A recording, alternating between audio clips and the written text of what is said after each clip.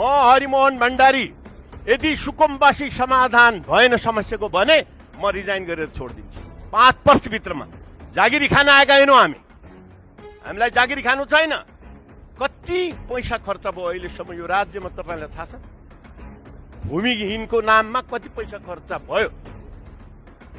अब यसैका लागि यो सरकार बनेको हो। मन्त्रीज्यूलाई यहाँ हुनुहुन्छ आह्वान गर्छु, अब एउटा पनि सुकुम्बासी भूमिहीन हुनु हुँदैन। नेपालीको छोरो यो चाहिँ अब व्यवस्थापन गर्छौँ। मैले त रिजाइनै गरिदिने प्रतिबद्ध गरिदिएँ भनेपछि बुझ्नुहोस् तपाईँहरू। त्यो भावना लिएर आएका मान्ने हो हामी, जागिर खान आएका मान्ने होइन हामी। यो देश बनाउनु पर्छ। नेकपा एमालेको पूर्व मन्त्रीजीले भन्नुभयो अहिलेसम्म 12 लाख पहिचान गर्नुभयो उहाँले, 58,000 वितरण गर्नुभयो। त्यसमा उहाँका कति कार्यकर्ताले पाए त्यो थाहा छ, हामीलाई पनि थाहा छ। अब त्यो हुँदैन। यसै पाली गरिदिन्छौँ हामी 12 लाख होइन, हामी 30 लाख गरिदिन्छौँ पहिचान अनि वितरण गरिदिन्छौँ विदिन 2 इयर। हेर्नुहोस् हामी गरिदिन्छौँ। 46 सालदेखिको उपलब्धि हो त्यो। र नेपाल कम्युनिस्ट पार्टीका दुलालजीले सुनाउनु भयो हामीलाई मानवता र त्यो कुरा सिकाइराख्नु। उहाँको एजेन्डा नै भूमिहीनलाई भूमि दिनु थियो, तर उहाँहरूले त्यो दिन सक्नु भएन। उहाँले आन्दोलन त्यसकै लागि गर्नुभयो। यहाँ गफ गरेर केही हुनेवाला छैन। हामी काम गरेर देखाउँछौँ।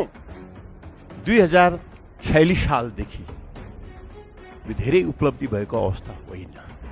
कार्यकर्तालाई भर्ती केन्द्रको रूपमा राखेर एउटा जिल्लामा मलाई लाग्छ 3-4 लाख मन्थली खर्च हुन्थ्यो।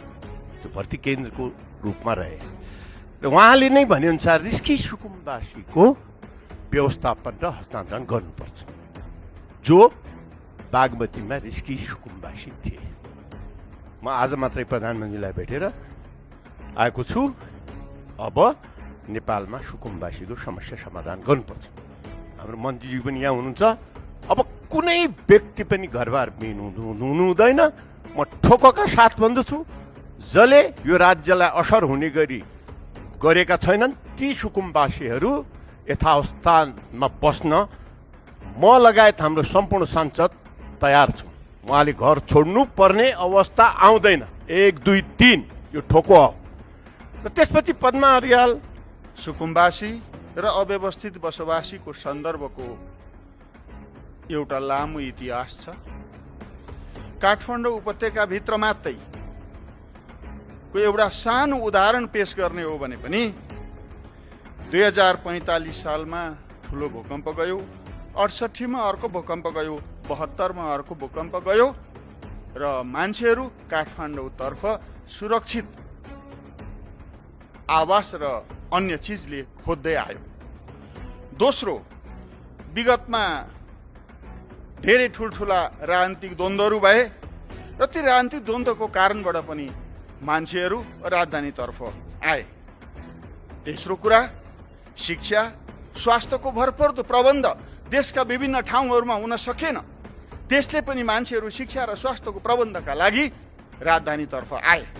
चौथो कुरा, आम्दानीका अरू अवसरहरू र रोजगारीका अवसरहरू प्राप्त गर्न नसकेर पनि नागरिकहरू उपत्यकाभित्र पसे।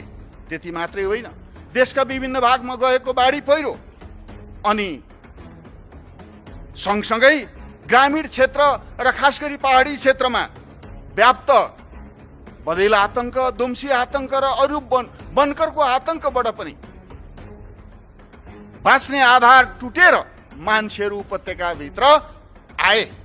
त्यति मात्रै होइन, आज विभिन्न ब्याङ्कहरूले, लघु वित्त संस्थाहरूले विभिन्न ठाउँमा जमिन धितो राखेका जमिनहरू लिलाम गर्दा पनि मान्छेहरू क्रमशः सुकुम्बासी हुँदै जाने, भूमिहीन हुँदै जाने र उनीहरू पनि कुनै न कुनै जीविकाको आधार खोज्दै राजधानीतर्फ आउने अवस्था छ। अहिले यी माइतीघर मण्डलाको हजारौंको जुलुस र धरनालाई पनि हामीले नजिकबाट निहाल्न सक्छौँ। सभा महोदय, यस अर्थमा हामीले गम्भीरतापूर्वक ध्यान दिनुपर्छ। यो सुकुम्बासी अथवा अव्यवस्थित बसोबासी भनेको यो सिङ्गो देशको आर्थिक सामाजिक अवस्थाको एउटा बिम्ब हो।